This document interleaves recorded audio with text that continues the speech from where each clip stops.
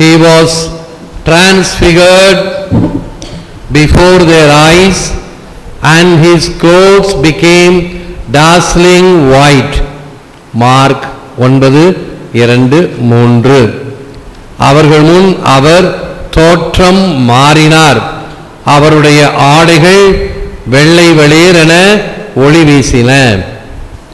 இயேசுவில் அன்பார்ந்த சகோதர சகோதரிகளே, அன்பார்ந்த பிள்ளைகளே, அன்பார்ந்த தொலைக்காட்சி விசுவாசிகளே, இன்று தவக்காலத்தின் 2ஆம் வாரம் மலை அனுபவமாக இந்த மவுண்டன் எக்ஸ்பீரியன்ஸ் என்று சொல்லக்கூடிய அனுபவத்தை ஆண்டவர் இயேசு நமக்கு தருகிறார். வழக்கமாக நம்முடைய இயல்பான வாழ்க்கையில் மலை என்பது ஒரு உயர்ந்த இடம், குளிர்ச்சியாக இருக்கும், நல்ல காற்று, ஏகாந்தம், தனிமை, இவைகள் இறை பிரசன்னத்தை வெளிப்படுத்தக்கூடிய படைப்பின் ஆற்றல்கள். ஆகவேதான் எல்லா மலை மேலேயும் ஏதாவது ஒரு கோவில் இருக்கும். ஒன்று இந்து கோவிலோ, கிறிஸ்துவ கோயிலோ அல்லது முகமதிய கோயிலோ இருக்கும். மெட்ராஸ் போனோம்னா போகிற வழியிலே அச்சரப்பாக்கத்தில் நம்முடைய கோவில், பக்கத்திலேயே இன்னொரு இந்து கோவில் இருக்கிறது. திருப்பதி, இன்னும் திருத்தணி, இப்படி போன்ற இடங்களில் எல்லாம் சென்ட் தாமஸ் மவுண்ட், லிட்டில் மவுண்ட், பல்லாவரத்தில் ஒரு முஸ்லீமுக்கான மசூதி ஒன்று மலை மேலே இருக்கிறது. இவைகள் எல்லாம் மலை அனுபவத்தை நமக்கு தர, அந்த மலை மீது ஏறும் பொழுதே அந்த உடல் உழைப்பு, மூச்சு வாங்கும். அதெல்லாம் மேலே போன பிறகு அந்த ஓய்வு பெறுகின்ற வகையிலே களைப்பார அமர்ந்து இந்த வேர்வையெல்லாம் வேர்த்து அடங்குவதற்கு முன்னால் ஒரு லைட்னஸ் ஏற்படும். உடம்பில் இருக்கக்கூடிய கெட்ட நீர் எல்லாம் வேர்வையாக வழிந்த பிறகும் அதே சமயத்தில் மனம் இறைவன் பால் உயர்த்தப்படுகிறது. ஆண்டவர் இயேசு கிறிஸ்துவின் வாழ்க்கையிலே முதல் மலை அவர் பிரசங்கம் வைத்த மலை. அதற்கு பெயர் இல்லை, மவுண்டன் ஆஃப் பயாட்டிடியூட்ஸ் என்று ஆங்கிலத்தில், இயேசு மலை பொழிவு செய்த மலை என்று. ஆனால் திருவிகா கல்யாண சுந்தரனார் அவர்கள், தமிழ் பேரறிஞர், அதற்கு அமைதி மலை என்று பெயரிட்டிருக்கிறார். அமைதி மலை மீதிருந்து நீ அறமழை பொழியலானாய், அது அன்பாராய் அருட்கடலாய் பெருகலாச்சே என்று அவருடைய வார்த்தைகள். அடுத்ததாக இந்த தாபோர் மலை. இந்த தாபோர் மலையிலே இயேசுனுடைய மறுரூபம் அவருடைய கல்வாரி பலியை சுட்டி காட்டுகிறது. பாடுகளை முன்னறிவிக்கின்ற வகையிலே அவர் இந்த மறுரூப காட்சியை கொடுத்து தான் யார் என்பதை அவர்களுக்கு வெளிப்படுத்துகின்றார். எனவே இந்த மறுரூப காட்சியின் வழியாக நாம் என்ன பெறுகிறோம்? பிளேஸ் பாஸ்கல் என்ற அறிஞருடைய வார்த்தைகள், by faith we know his existence, in glory we know his nature. விசுவாசத்தால் அவருடைய இருப்பையும் மகிமையால் அவரது இயல்பையும் அறிகிறோம். இதுதான் ரத்தன சுருக்கமாக இன்றைய செய்தி. இயேசுவினுடைய வருகை, Jesus came in history, Jesus comes in mystery, Jesus will come again in glory. இயேசு சரித்திரத்தில் வந்தார், அருட்சாதனத்தில் வருகிறார், மீண்டும் மகிமையில் வருவார். அதைத்தான் ஒவ்வொரு திருப்பலியிலும் இது விசுவாசத்தின் மறைபொருள் என்று சொல்லி நாம் பாடுகிறோம், ஜெபிக்கின்றோம். கிறிஸ்து மரித்தார், கிறிஸ்து உயிர்த்தார், கிறிஸ்து மீண்டும் வருவார். சரித்திரத்தில் வந்த கிறிஸ்து கல்வாரி மலையில் பலியானதை இங்கு ஒவ்வொரு திருப்பலியிலும் அதை நினைவுபடுத்தி கொண்டாடுகிறோம். இதே கிறிஸ்து மீண்டும் மகிமையில் வருவார் என்பதையும் அறிக்கையிடுகிறோம். ஆகாயம் தன்னையே கண்ணாடியில் பார்த்து கொண்டது, வார்த்தை தன்னையே உச்சரித்து கொண்டது, தவத்தின் சுயம் தன் பயமானது, மறுகணம் இயேசுவின் உருவம் ஒளிமயமானது. சொல்லானவரின் சொல் கேட்பவர் உன்னதத்தை உணர்வர். சொல்லானவரின் சொல் கேட்பவர் உன்னதத்தை உணர்வர். யார் இந்த சொல்? வார்த்தை மனு உருவானார், நம்மிடையே குடிகொண்டார் என்று 3 வேளையிலும் அந்த மூவேளை ஜெபத்தில் சொல்லுகிறோம். இந்த வார்த்தை மனு உருவானார், நம்மிடையே குடிகொண்டார், அவருடைய சொல்லை நாம் கேட்க வேண்டும். இதை பரமபிதா இன்று நற்செய்தியில் சொல்ல கேட்டோம். இவரே என் அன்பு மகன், இவரிடம் நான் பூரிப்படைகிறேன், இவருக்கு செவி சாயுங்கள். இவர் என்ன சொல்லுகிறாரோ கேளுங்கள். இதைத்தான் தேவதாயும் சொல்கின்றார், அவர் சொல்வதுபடி செய்யுங்கள். ஆக இயேசு ஒவ்வொரு வாரமும் நமக்கு அருள்வாக்கின் வழியாக என்ன சொல்லுகிறார் என்பதை ஏற்று வழிநடக்க பரமபிதாவும் சரி, தேவதாயும் சரி, இன்னும் இறைவாக்கினர்களும் சரி, ஒவ்வொரு வாரத்திலும் நமக்கு சொல்லப்படுகின்ற அறிவுரைகளும் மறைவுரைகளும் இதைத்தான் எடுத்துரைக்கின்றன. The transfiguration is the prefiguration of the resurrection. மறுரூபம் உயிர்த்தெழுதலின் முன்னோட்டம். எப்படி நாம் பின்னால் இருக்க போகின்றோம், உயிர்த்த உடல் எப்படி இருக்கும் என்பதற்கு இந்த மறுரூப காட்சி ஒரு முன் உதாரணமாக அமைகிறது. இதை இயேசு கொடுப்பதனுடைய அர்த்தம் என்ன? There is no shortcut to glory. He announced the doctrine of the cross. There is no way to be a disciple of Jesus without the cross. மகிமை அடைய குறுக்கு வழி இல்லை. சிலுவையின் சித்தாந்தத்தை அறிவித்தார். சிலுவையின்றி சீடராயிருக்க வழி இல்லை.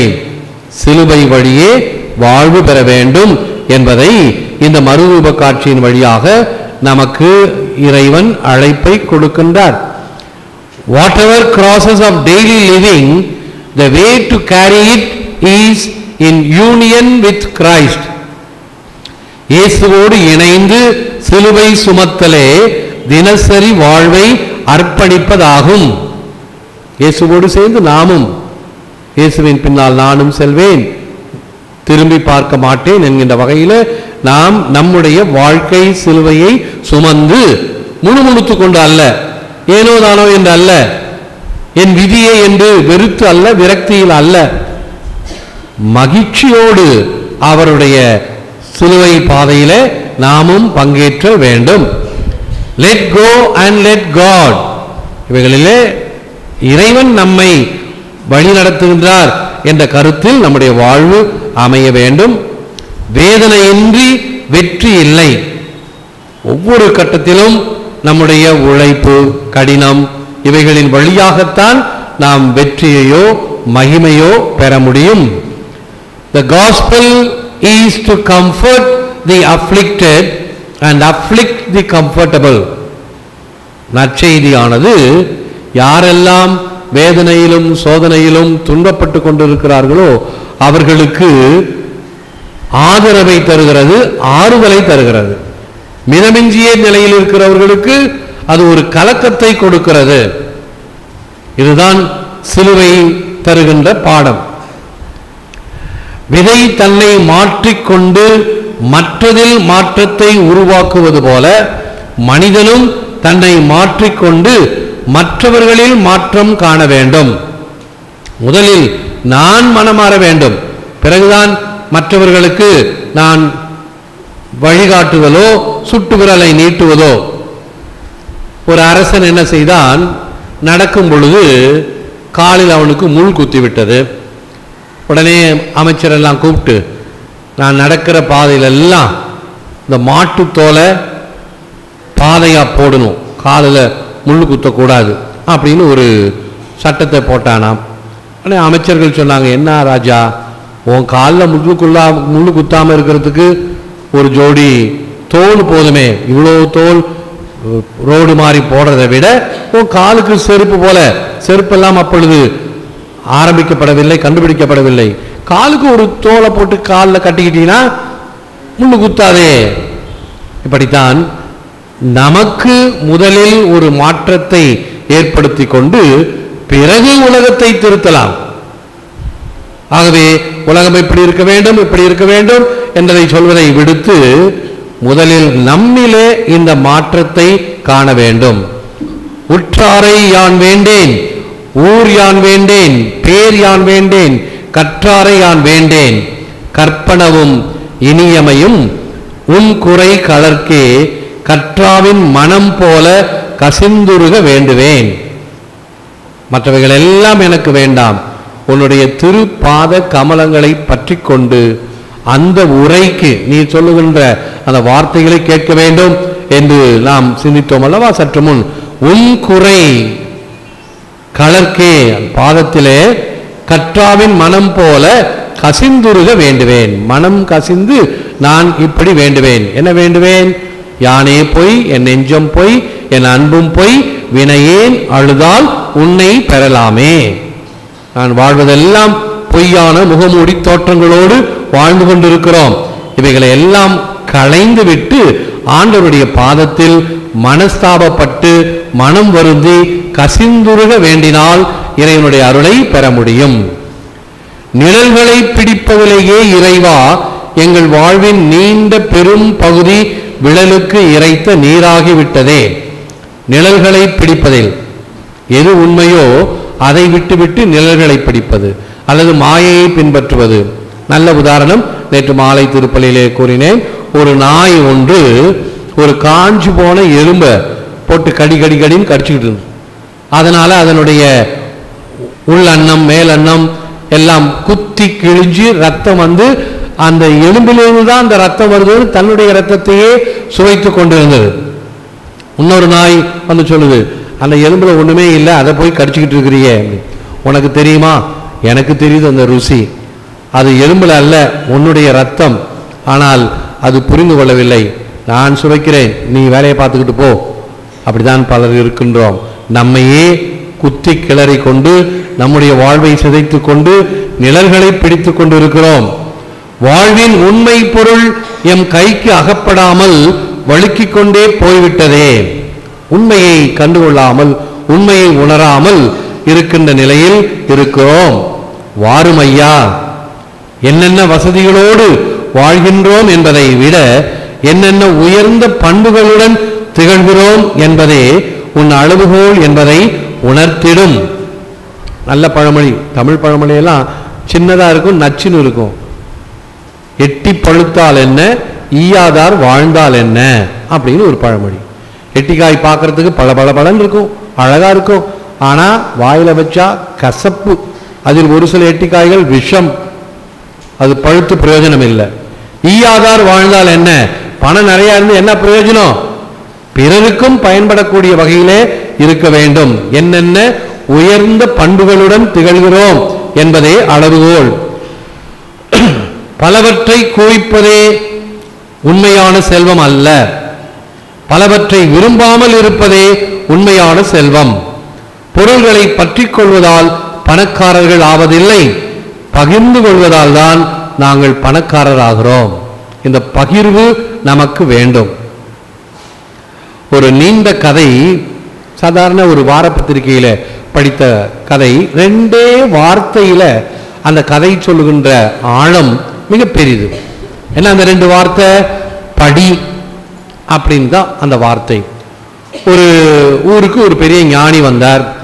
அந்த ஊர்ல இருக்கக்கூடிய ஒரு பெரிய பண்ணையார், பணக்கார், நிறைய நிலம் பொலம் எல்லாம் இருக்கு. அவர்கிட்ட வந்து, ஐயா என்கிட்ட நிலம் இருக்குது, பணம் இருக்குது, ஆள் இருக்காங்க, ஆனால் மனதில் நிம்மதி இல்லை. நீங்க என்ன ஆசீர் கொடுத்து என்னுடைய மனதுக்கு மகிழ்ச்சி வேண்டும், அமைதி வேண்டும், என்ன சொல்லுகிறீர்கள்? அவர் ஒன்றும் அதிகமா பேசல, படி அப்படின்னு சொன்னார். ஓ, படிக்க சொல்றாரு சொல்லி இவர் நிறைய படிக்கிறார். வேத புத்தகங்கள், ஆன்மீக புத்தகங்கள், பல வகையான புராணங்கள் எல்லாத்தையும் படிக்கிறார். ஒரு 5 வருஷம் கழிச்சு மறுபடியும் அந்த ஞானி வரார். இவன் மறுபடியும் அந்த ஞானி கிட்ட போறார். ஐயா படிக்க சொன்னீங்க, நிறைய படிச்சேன், அறிவு தெளிஞ்சிருக்குது, இப்ப நிறைய கத்திருக்கிறேன், இருந்தாலும் என் மனதில் மகிழ்ச்சி இல்லை, அமைதி இல்லை, என்ன செய்ய வேண்டும்? படி என்று மறுபடியும் சொன்னார். ஓ, இப்ப என்ன படிக்க சொல்றார்? மக்களை படிக்க சொல்லுகிறார்களோ? மக்களை படிப்பதே ஒரு கலை. ஒருத்தரை பார்த்து அவர்கள் உள்ளத்தில் என்ன இருப்பது என்று படிப்பது ஒரு சிறந்த கலை. என்ன உள்ளத்தில் இருப்பது என்பது ஒரு சிலருக்கு தான் கைக்கு வந்த கலையாக இருக்கும். கேம்ஸ் பீப்புள் பிளே என்று சொல்வார்கள். அதில் பல வகையான ஈக்குவேஷன்ஸ் இருக்கிறது. ஐ am okay, you are okay, இது மிக சிறந்தது. I am okay, you are not okay இரண்டாவது. I am not okay, you are okay மூன்றாவது. 4வது I am not okay, you are not okay.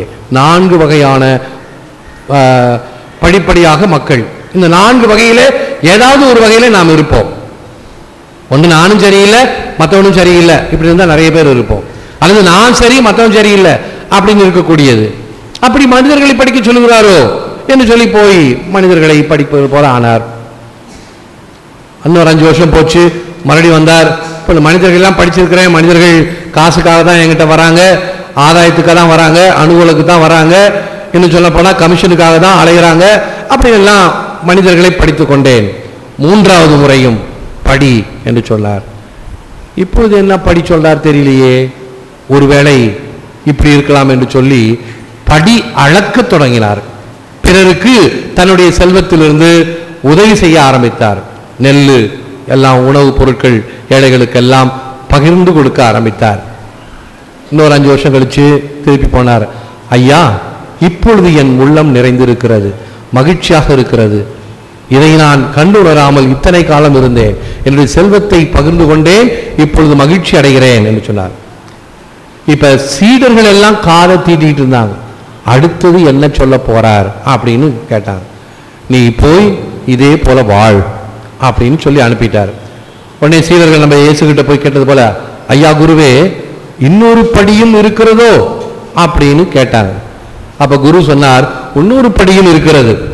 அந்த படி என்னவென்றால், உன்னை போல் என்னை போல இந்த ஞானியாக துறவியாக இருத்தல், முழுமையாக உலகத்தை விட்டு துறவியாக இருத்தல், அது உயர்ந்த கட்டம். ஏன் அந்த மனுஷனுக்கு அதை சொல்லல நீங்க? அவன் இருக்கின்ற நிலையிலேயே உன்னை விட என்னை விட 1000 துறவிகளை விட சிறந்தவனாக இருக்கிறான், ஆகவே அவனை அப்படி இருக்க சொன்னேன் என்று சொன்னார். இது சாதாரண ஒரு வார பத்திரிகையில படிச்ச கதை, பல ஆண்டுகளுக்கு முன்னால். என்ன அருமையான கருத்து பார்த்தீங்களா? 2 வார்த்தையில படி என்று சொல்லுகின்ற வார்த்தைகள்.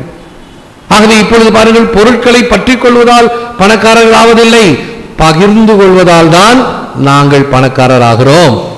பாடுபட்டு எங்களையே உயர்த்தி கொள்வது வெற்றி இல்லை, பரிதவிப்பவனை ஒடுக்கப்பட்டவனை உயர்த்துவதே வெற்றியாகும்.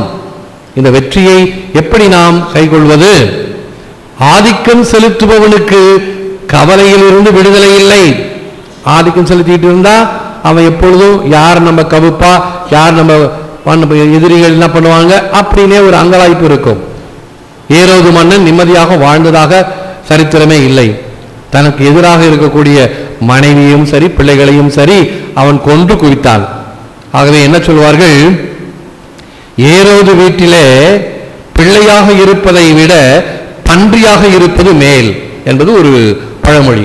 பன்றிக்கு நிறைய சாப்பாடு போட்டு கொழுக்க வச்சு அடிச்சு சாப்பிடலாம், ஆகவே பன்றியாக இருப்பது மேல்.